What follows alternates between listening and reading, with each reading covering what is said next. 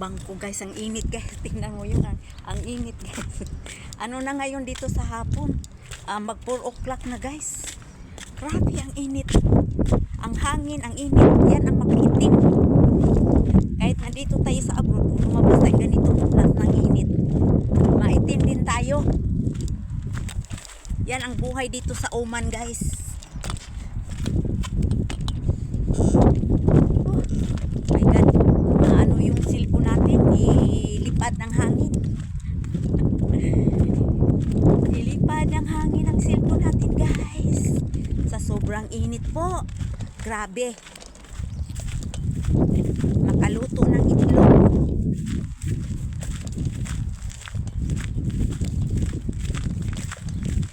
Madali ilang maluto ang itlog kung bata pa. Kung matanda na, sobrang tanda, matigas na yan lulutuin sa init. Totoo ba yun guys?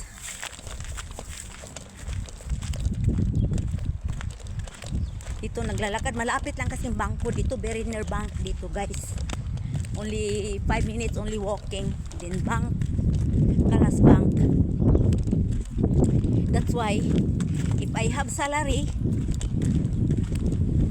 no sleep one night salary guys, direct to sending. Because very near ang bank. Maybe if bank super, no sending quickly. Sleep 1 week, 1 day, the salary. But bank is a very near guys. Here only. Look this one, this building guys. This building, that one building, that building, this one building. Here that bank.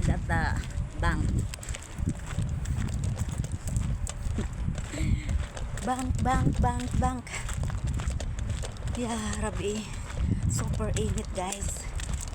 Ang init naman talaga. Maano ka sa init.